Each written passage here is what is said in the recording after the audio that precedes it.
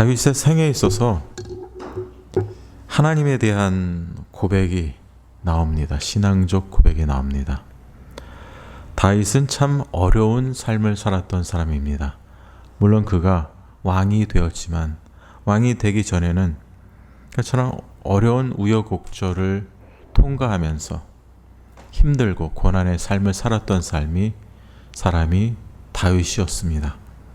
그래서 오늘 이 본문을 통해서 다윗의 신앙적 고백을 우리가 보겠습니다. 다윗이 어떻게 하나님에 대해서 신앙적인 고백을 하고 있는지, 그 고백을 통해서 과연 하나님이 우리에게 어떠한 분이신지 우리도 한번 생각해 보기를 원합니다. 오늘 그런 측면에서 다윗은 이렇게 고백합니다. 1절에 보면 나의 힘이신 여호와여 내가 주를 사랑하나이다. 첫 번째 그의 고백은 주님을 사랑한다라는 것이죠. I love you, O Lord, my strength. 주님을 사랑한다는 거예요. 여러분, 주님을 사랑한다. 근데 이 주님을 사랑한다는 것은, 어떤 의미가 있을까요? 우리가 흔히들 그냥 인간적인 측면에서 관계 속에서 연인들, 그리고 부모 자식 가운데, 그리고 성도 가운데 인간과의 관계 속에서 그런 사랑하는 그런 사랑을 말하고 있지 않습니다. 우리 자신의 제 전부가 속사람이 하나님 앞에서 사랑하는 그 히브리어로 라캄이라는 것은 우리 전 존재가 하나님을 향하여 드리는 그러한 사랑을 말하고 있습니다. 전심으로 나의 전체가 하나님께 드려지는 사랑이 바로 여기에 서 있는 주님을 사랑한다라는 의미입니다. 근데 이 사랑이라는 것이요, 어떻게 우리가 사랑할 수 있을까요? 우리가 매일 삶 속에서 하나님 좀 더 사랑해야지 사랑하려고 애쓰고 노력하는 것이 사랑일까요? 물론 그런 자세가 나쁜 건 아닙니다. 내가 하나님을 믿는 성도로서 하나님을 사랑해야 된다는 인식과 반응, 그런 자세를 가지고 하나님을 사랑한다는 거 결코 나쁜 건 아닙니다. 그러나 그렇게 해서 하나님을 정말 하나님이 원하시는 대로 살아갈 수 있을까요? 이 사랑이라는 것은 진정 하나님의 그 사랑을 경험한 사람이 사랑할 수가 있습니다. 다시 말씀해서 하나님의 은혜를 받은 사람이 하나님 앞에서 사랑을 고백하며 하나님을 사랑할 수가 있다는 거죠. 그래서 이 사랑이라는 것은 요한 1서에도 나오죠. 그가 우리를 먼저 사랑했다라고. 우리가 하나님을 사랑하는 것은, 그를 사랑하는 것은 하나님이 우리를 먼저 사랑했기 때문에, 하나님이 우리를 먼저 사랑했기 때문에 우리가 하나님을 사랑할 수가 있다라고 성경은 확실히 클리어하게 말씀하고 있습니다. 그런 측면에서 우리가 어떤 존재인가, 하나님의 그 사랑을, 성령으로 인해서 그의 사랑을 부은 바 되었다라고 성경은 말씀하고 있어요. 성령님을 통해서 그의 사랑이 우리에게 부은 바 되었다라는 것은 하나님의 은혜로 우리가 구원받은 자로서 그 구원의 은총이, 그 구원의 은혜가 어떤 것인지를 알고 살아가는 자예요.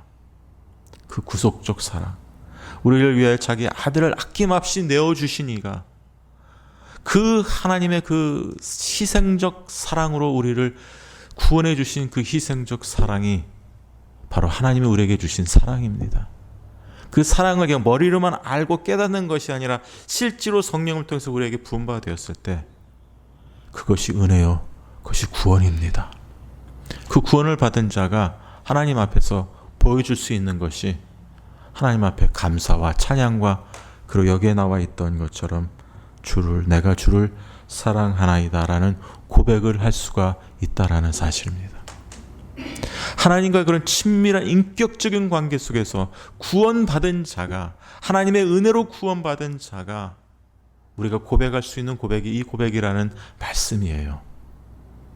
하나님의 그 희생적 사랑으로 인한 그 구원이 어떤 건지 모르면 우리가 하나님을 사랑한다는 이 사랑이 막연한 사랑이 돼요.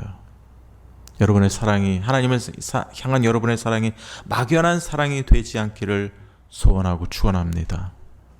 진정 주님 앞에서 친밀한 인격적인 관계 속에서 나를 위하여 모든 것을 아낌없이 자기 아들까지도 내어주신 그 사랑이 어떠한 사랑인지, 그 희생적 사랑이 어떠한 사랑인지를 깨닫고 그의 사랑으로, 그의 은혜로 구원받았기에 우리가 사랑하지 않을 수가 없습니다.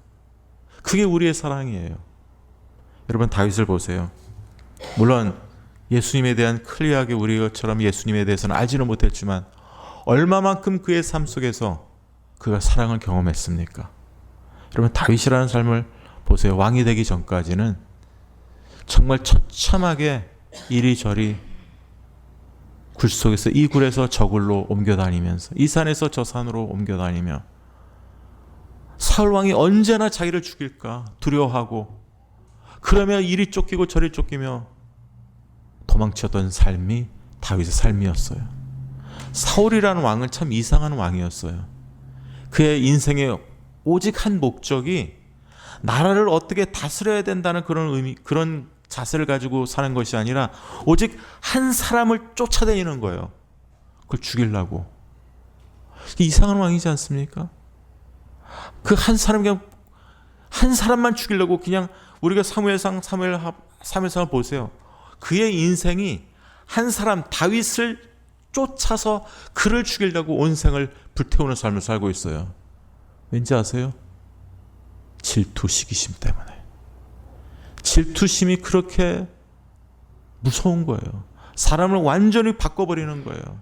이성적으로 판단하는 것 기준을 다 없애버리고 오직 그냥 한 사람만 쫓아서 그 사람을 죽일까 하고 그 생각에 혈안이 된 삶을 살고 있었던 삶이 사울 왕의 모습이었어요. 사울의 모습이었어요. 근데 생각해 보세요. 한 나라의 왕이 자기를 죽이려고 쫓아온다 생각해 보세요. 여러분, 우리가 그런 고대 시대에 살지 못해서 그렇지, 한 고대 시대 한 나라의 왕은요, 그 왕이 말하는 게 법이에요. 요즘처럼 공정한 그런 재판, 법 이런 게 없어요. 왕이 죽이라 하면 죽는 거고 왕이 살려라 하면 사는 거예요. 왕이 말하지 그게 법이에요. 그런데 왕이 나를 죽이려고 쫓아온다. 이거 보통 일이 아니지 않습니까? 굉장히 두려운 일이에요. 생각해보세요. 우리가 옛날에 고대 사회에 사는데 한 나라의 왕이 나를 쫓아서 죽이려고 나를 쫓아온다. 굉장히 두려운 일입니다, 이거. 만약에 생각해보세요. 트럼프 대통령이 나를 잡아서 죽이려고 한다. 그런 일은 없지만, 그런 일은 없죠. 근데 생각해보세요. 이러지 엄청난 일입니다. 그런데 다윗의 고백은 뭐라고 하냐면, 여기서 그냥 사랑한다는 것이 아니라 나의 힘이신 여호와여, 내가 주를 사랑하나이다. 왜요? 왜 힘일까요? 그가 동굴에서 이 동굴에서 이 산에서 저 산에서 이리저리 갈 곳이 없어 나중에 블레셋 그 팔레스타인 지역까지, 남의 나라까지 여러분 가가지고 막 미친 짓 하는 것을 보게 됩니다. 미친 사람처럼 자기 자신을 가장하고 침도 질질 흘립니다. 블레셋 왕 앞에서, 아기스 왕 앞에서. 여러분, 그런 모습을 보면서 다윗이 그렇게 처절하게 이리 도망가고 저리 도망가면서, 그러면서 그가 뭘 우리에게 보여줄까요?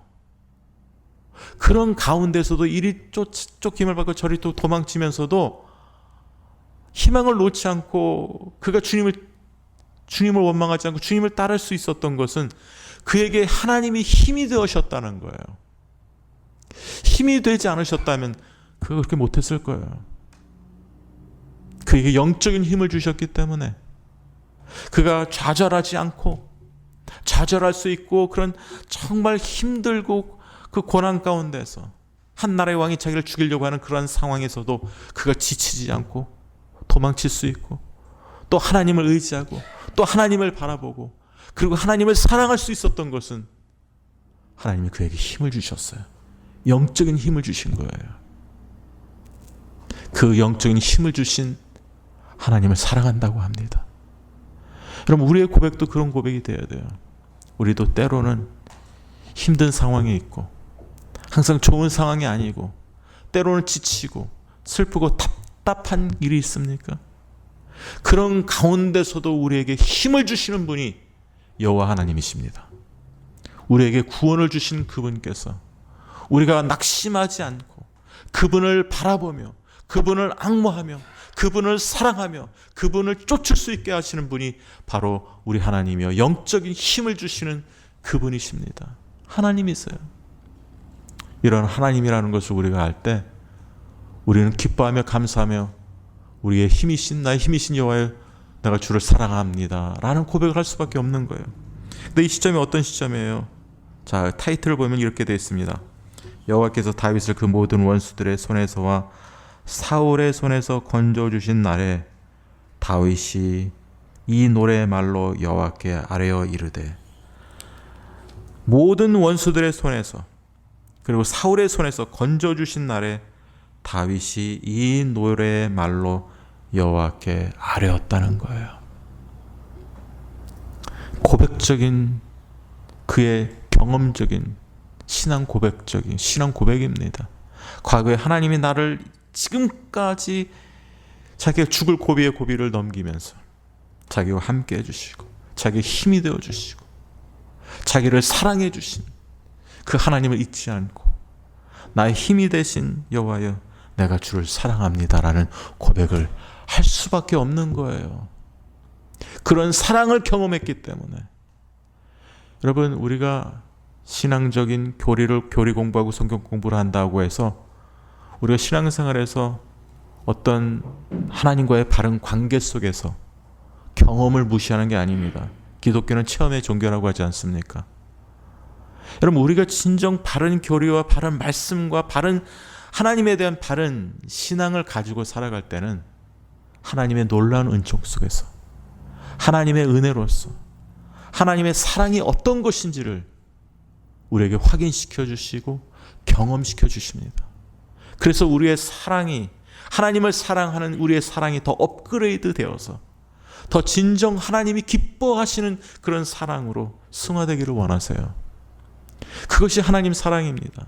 예전에 우리가 잘 하나님을 몰랐을 때 사랑이 아니라 점점 더 주님 뜻대로 살고 순종하며 살아가면서 그러나 그 가운데 역경과 어려움과 슬픔과 좌절이나 그런 것들을 우리가 통과하지만 그런 가운데서도 하나님이 어김없이 우리와 함께 하시고 우리를 위로하시고 우리를 붙들어 주시는 한결같은 그의 사랑을 우리가 깨닫고 경험할 때 우리는 우리의 힘이 되신 나의 힘으로 살아가는 것이 아니라 하나님의 힘으로 살아갑니다 하고 우리가 하나님의 힘으로 살아가기 때문에 주님 사랑합니다 라는 고백을 할 수 있다라는 사실입니다.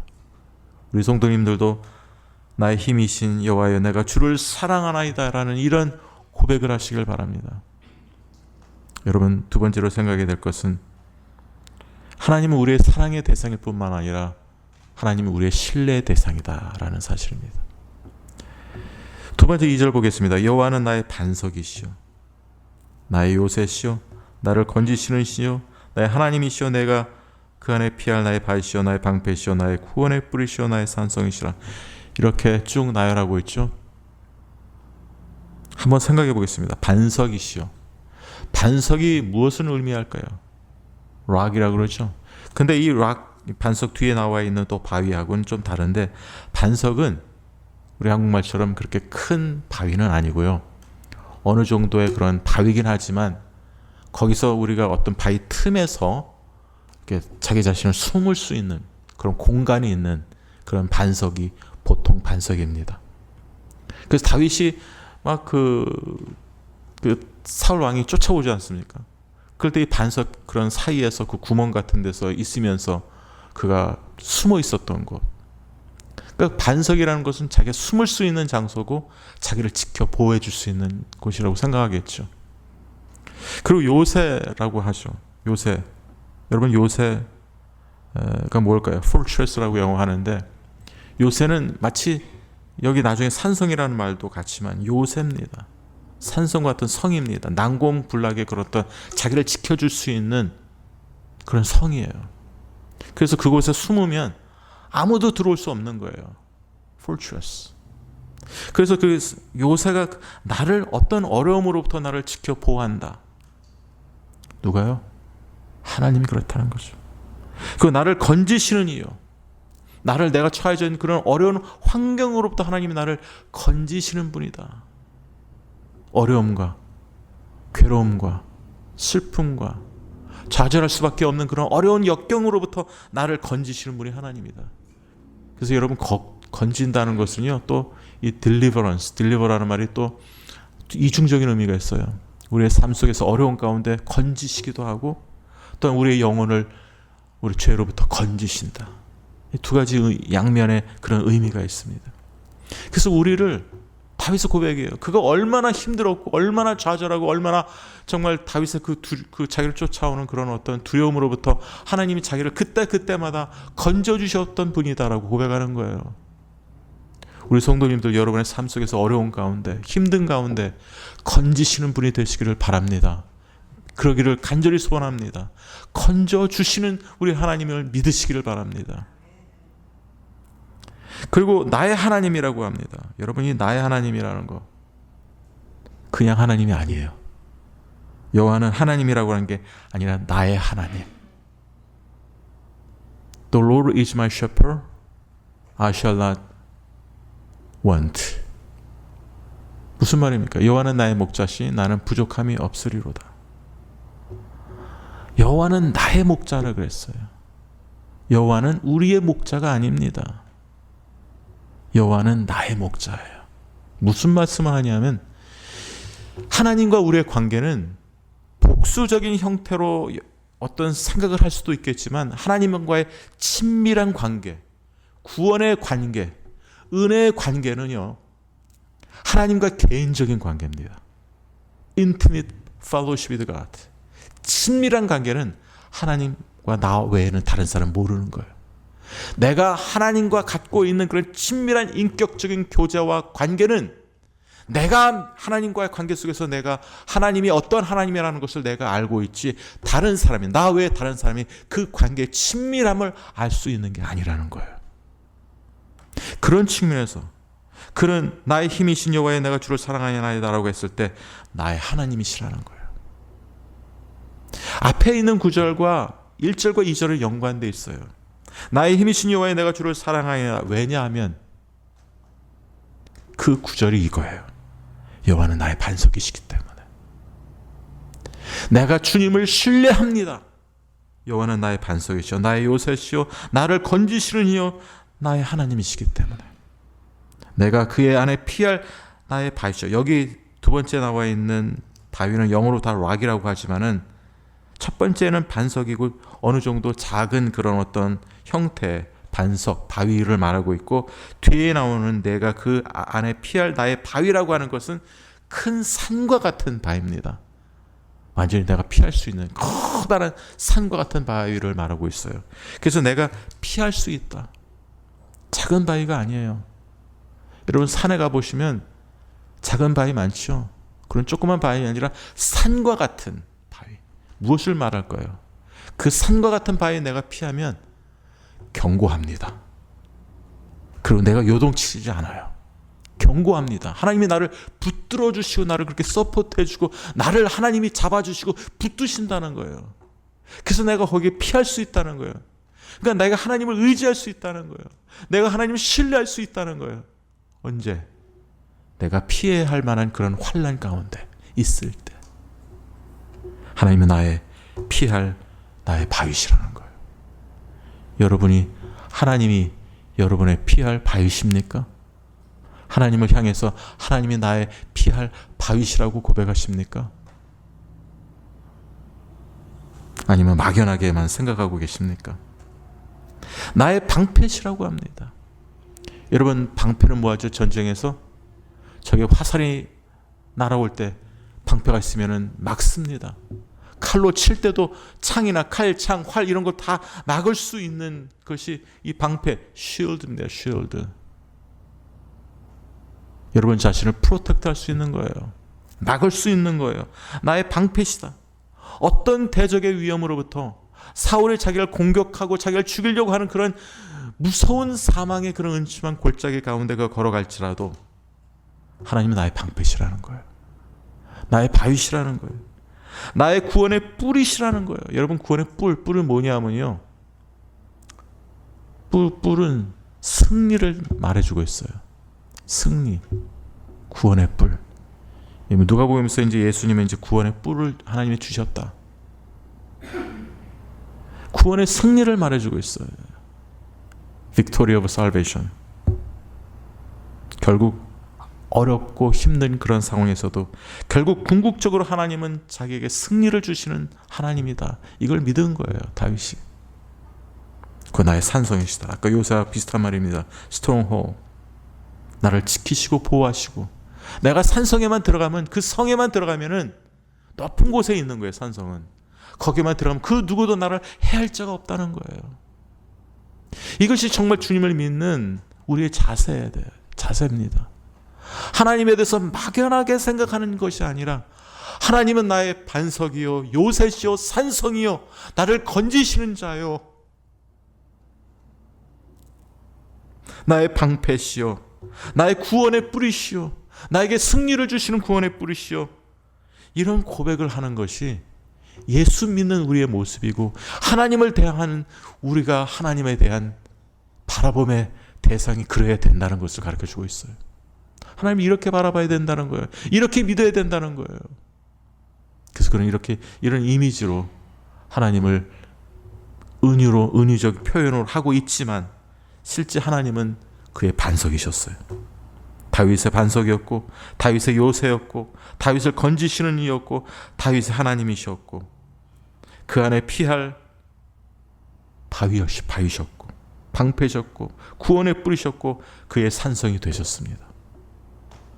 그렇기 때문에 그는 그런 위급한 상황, 사울왕이 쫓아오는 그런 위험한 상황에서도 믿음을 잃지 않고 하나님을 바라보고 하나님을 신뢰할 수가 있었다라는 사실입니다. 그 하나님을 사랑할 수가 있었다는 것이죠. 여러분, 금요일 날 우리가 민수기를 보죠. 금요일 날 나오신 분들은 잘 알 거예요. 무엇을 봅니까? 이스라엘 백성들 원망하죠. 조금 어렵다고 막 원망하고 불평하고 그러죠. 그래요, 안 그래요?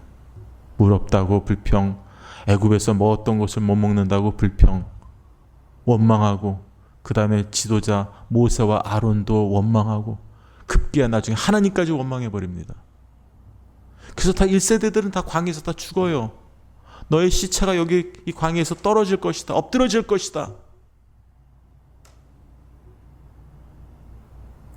근데 진정 하나님이 어떠한 하나님이라는 것을 그들이 알았더라면, 하나님이 나의 방패시오 바위시오 숨을 바위시라는 걸 알았더라면 그런 불평을 했을까 하는 생각이 듭니다. 이번 다윗이 그럼 어떤 상황이었을까요? 다윗이 처했던 상황이 이스라엘 백성이 광야에서 출애굽했을 때 그 물도 먹지도 못하고 음식도 제대로 먹지 못했던 그 정도 상황이었을까요? 오늘 본문은 이렇게 4절에 보면 기록하고 있습니다. 사망의 줄이 나를 얽고 불의의 창수가 나를 두렵게 하였으며, 이 사망의 줄이 자기를 얽었대요. 그리고 불의의 창수, 이 급류 같은 막 물 위에서 범람해가지고 막 물이 막 넘치는 거 막 창수 아닙니까? 그 불의의 창수, 그것도 불의랍니다. 의가 아닌 불의의 창수가 나를 두렵게 했다고 합니다. terrify. 수월이라는 것은 죽고 난 다음에 가는 음부의 세계죠. 그 당시 구약 성도들은 천국이나 지옥에 대한 이런 클리어한 그런 확실한 그런 그 개념이 없었어요. 그래서 일단 죽으면 다 수월에 간다 이렇게 생각했었죠. 음부. 수월의 줄이 나를 두르고 사망의 올무가 내게 이르렀도다. 이게 뭘까요? 지금 다윗은 이런 이 사망, 죽음, 음부, 수월, 사망 이런 말로 사망이 나를 두렵게, 이 사망이라는 말을 언급하는 것이 그가 지금 처해져 있는 상황이 그렇다는 거예요. 우리는 다윗이 하나님이 동행하셨고 하나님이 함께 하셨으니까 그래도 넉넉히 이길 만한 그런 상황이었겠지. 하나님이 위로의 은혜도 주시고 하나님을 바라볼 수 있으니까 괜찮겠지. 우리는 나름대로 이렇게 생각해요. 잘 모르잖아요. 다윗이 얼만큼 어려웠는지 그 시점과 그 상황과 그의 마음과 그 모든 것을 우리는 모른다는 거죠. 사무엘상에서도 구체적으로 그 상황에 대해서 쓰여 있지 않다라는 거예요. 그의 아픔과 괴로움과 슬픔과 아버지 없이 부모 없이, 나중에는 부모가 같이 동행했지만 처음에는 그렇지 않았어요. 처음에는 자기 혼자 도망다녔어요. 그런 삶이, 왕이 자기한테 막 화살, 이 창도 던지고 피하지 않습니까? 그런 위험과 그런 아픔과 그런 자기가 처해져 있는 환경이, 왕이 자기를 죽이려고 하지 않습니까? 그런 환경이 우리는 잘 이해가 안 돼요. 근데 여기서 보면 그것이 다 사망의 줄, 불의의 창수가 나를 두렵게 하고 사망의 올무가 내게 이렇고 수월의 줄이 나를 두르고, 죽음으로 그가 그 상황을 표현하고 있습니다. 거의 죽음과 거의 같은 시점에 있었다는 거예요. 자기의 죽을 수도 있는 그런 아주 어려운 그런 상황이 있다는 그런 두려움을 자기가 느꼈다는 거예요. 그래서 이렇게 말하지 않습니까? 사망의 줄을 나를 얽고 불의의 창수가 나를 두렵게 하였으며, 죽음의 이 압박감으로, 이 죽을 수 있다는 그 압박감으로 자기를 두렵게 했다는 거예요. 여러분, 가장 인생에 있어서, 삶에 있어서 두려움이 뭐냐 하면요, 죽음입니다. 내 생명을 잃을 수 있다. 내가 죽을 수 있다. 근데 그 죽음이 임박해 있다라고 생각한다면 그것만큼 두려운 게 없어요. 근데 지금 다윗은 그 두려움을 고백하고 있는 거예요. 솔직히 고백하고 있는 거예요. 내가 지금 그런 두려움 가운데 있다. 그 두렵다라는 거죠. 솔직히 얘기하는 거예요. 그러면 이런 두려움을 우리가 경험하게 된다면 우리가 어떤 생각을 가질까요? 이런 두려움을 가지면 이스라엘 백성들이 광야에서, 민수기에 나와 있는 그 이스라엘 백성들처럼, 하나님, 제가 하나님을 사랑하는데 어찌하여 저를 이런 환경으로 몰아넣으십니까? 하나님이 어떻게 저를 이렇게 다루실 수 있으십니까? 하고 하나님을 원망할 수 있지 않을까요? 저 같았으면 아마 어떻게 했을지 모르겠어요. 지금 이렇게 성경을 보면서 이렇게 지금 원망하지 않는 척하지만, 만약에 그 당시에 우리가 이 다윗의 입장이었다라면. 근데 성경을 보면요, 사무엘상에서 보면 다윗이 하나님 앞에 막 하나님을 원망했다는 말은 찾아볼 수가 없었어요. 이스라엘 백성처럼 민수기에서 보였던 이스라엘 백성들, 출애굽했던 그 백성들이 막 하나님을 원망하지 않습니까? 불평하지 않습니까? 그런 원망과 불평하는 모습이 다윗의 모습에서는 발견할 수가 없었다라는 거예요. 있을 수도 있을 것 같은데 그의 모습 속에서는 그게 보이지가 않았다라는 거예요. 여기에 우리는 진정 믿음이 무엇인가를 우리에게 가르쳐주고 있다라는 거예요. 믿음이라는 것은 내가 처해져 있는 상황이 아무리 어려운 것과는 상관이 없다라는 거예요. 우리는 그럴 수 있을 것 같아요. 근데 보세요. 민수기에서 그 출애굽했던 그 사람들은, 그들은 믿음의 사람들이 아니었어요. 그러나 다윗이 보여주는 것은 그런 믿음의 모습이었죠. 그리고 하나님의 누구라는 걸 너무나도 잘 알았어요. 하나님은 나의 바위, 내가 피할 바위. 하나님은 나의 산성. 하나님은 나를 건지시는 분. 하나님은 나를 건지시고 내가 피할 바위요 나의 하나님이십니다. 이걸 고백할 뿐만 아니라 알았던 사람이에요. 여러분, 그랬기 때문에 그가 하나님에 대해서 불평하기보다는 그가 취한 세 번째 모습 뭐냐면 하나님을 향해서 부르짖었다는 거예요. 그가 하나님께 불평하기보다는 그가 어려운 역경, 그 죽음이 자기를 두렵게 하는 그런 상황 속에서도 원망과 불평하기보다는 하나님께 부르짖고 기도했다라는 사실입니다. 이것이 믿음의 사람으로서 보여주는 그런 역경과 그런 환난 가운데서 보여주는 반응이다라는 것입니다. 믿음의 반응이라는 거예요.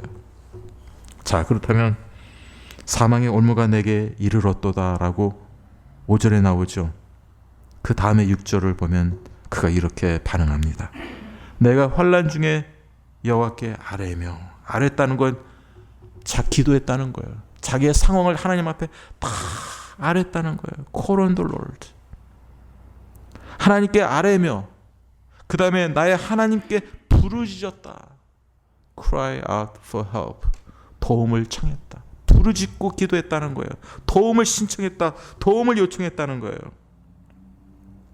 영어로 보면 I cry out to my God for help.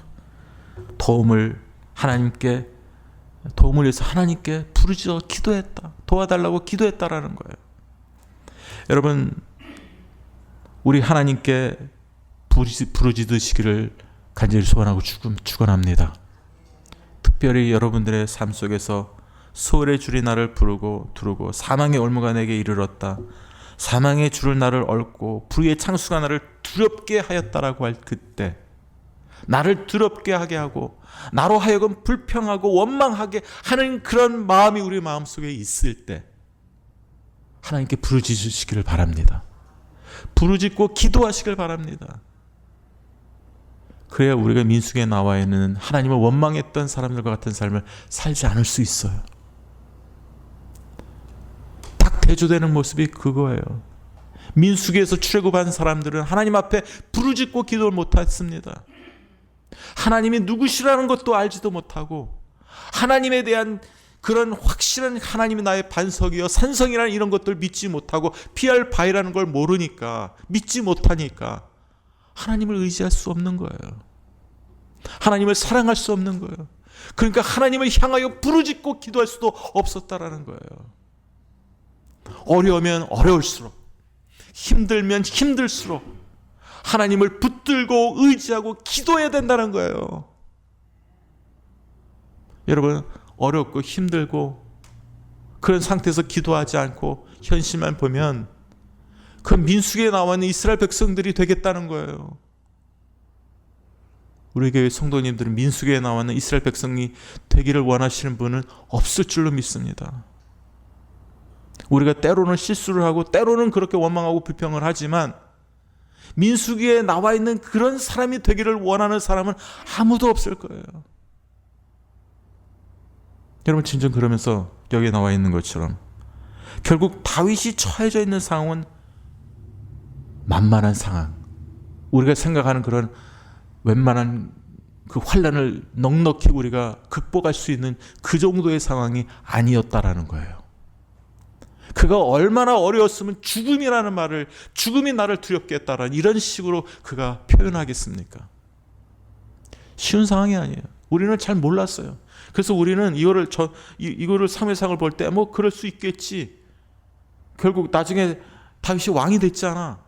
왕이 됐기 때문에 그거를 그렇게 어렵다라고 생각하지 않고 뭐 그 정도면 극복할 수 있는 상황이 아니었나? 믿음의 사람이었으니까 이 정도로 생각했지만 이렇게 두려워했던 상황이라고 우리는 생각하지 못했다라는 거예요.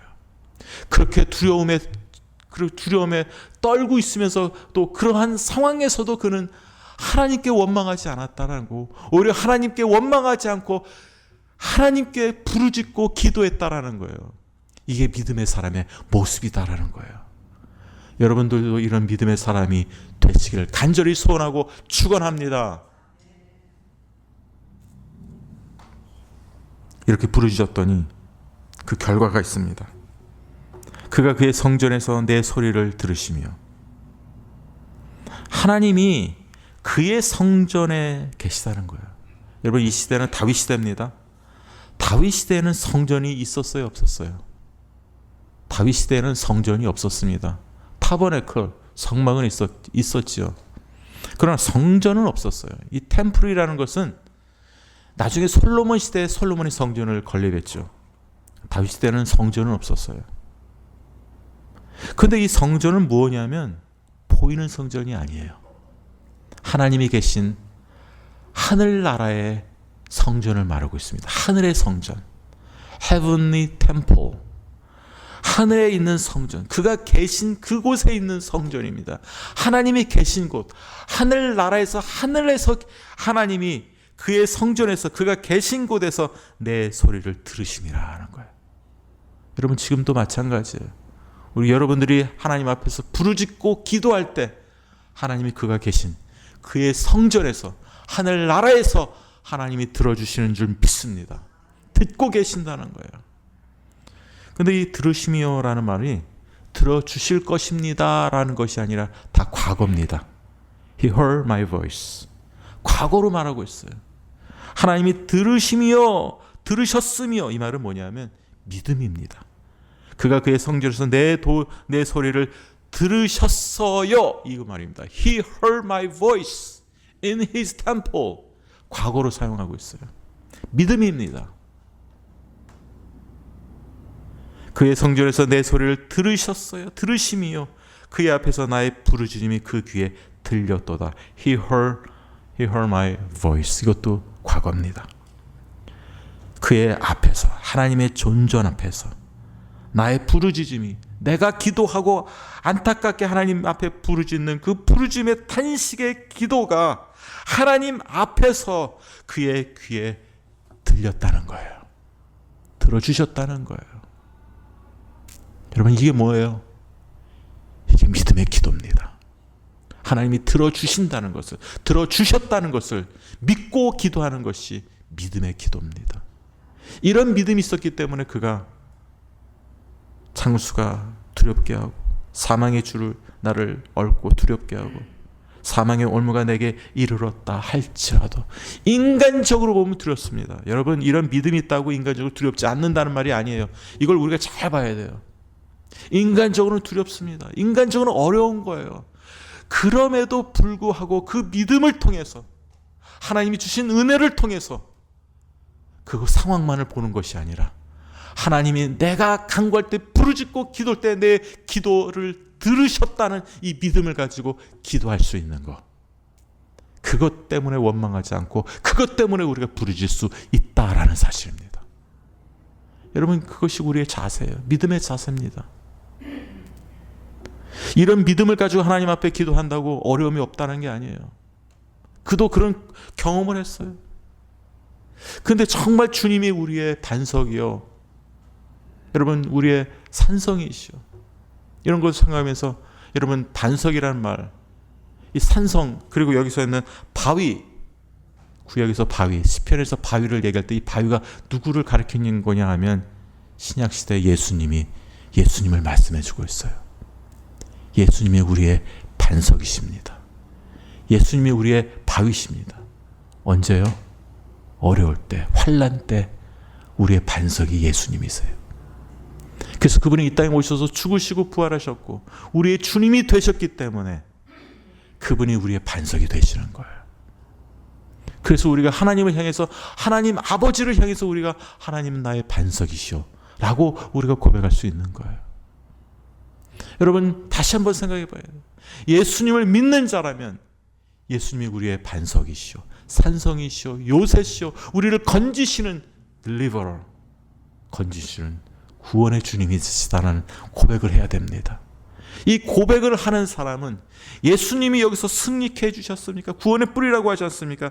우리를 구원을 주시는, 구원을 주신 그 구원의 승리로 말미암아, 예수님의 구원의 승리로 말미암아 우리가 구원을 받은 사람은 어려움과 환난 가운데, 우리가 여기에 나와 있는 이렇게 환난 중에서 우리가 이런 어려움과 사망과 같은 그런 어려움과 그런 환난 가운데 있지만 그런 환난 가운데 자포자기하는 자가 아닙니다.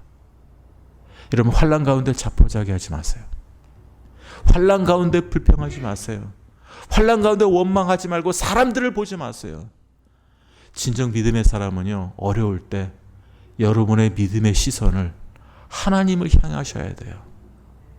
하나님을 향하고 하나님을 바라봐야 돼요. 그게 우리의 영적인 믿음의 시선입니다. 하나님은 정말 어려우면 어려울수록 우리의 믿음의 시선이 어디를 향하고 있는가를 주의 깊게 눈여겨 보십니다. 그래서 성경에 보면요, 그런 말이 있어요. 내가 능력을 베풀 자를 찾고 있다. 내가 능력 베풀 자에게 내가 능력을 베푸나니, 능력을 받을 만한 자한테 능력을 베풀 자를 자기가 찾고 계신대요. 능력을 베풀 자에게 능력을 주시나니. 그런 구절이 있어요. 구약에 보면 하나님은 능력 베풀 자를 지금도 찾고 계십니다. 다윗 같은 사람한테 원망할 수밖에 없는 그런 상태에서도 하나님을 바라보고 의지하고 사랑하는 자에게 그의 능력을 베풀어 주시고 그를 붙들어 주시고 그로 인해 하나님을 바라보게 하신다는 이 사실을 우리가 눈여겨보면서 하나님 앞에서 진정 나의 힘이 되신 여호와의 내가 주를 사랑하나이다, 주님을 신뢰합니다, 주님께 부르짖습니다, 주님만이 나의 기도의 부르짖음의 대상입니다, 이런 고백을 하면서 주님을 따라가시는 우리 성도님들 되시길 간절히 소원하고 축원합니다.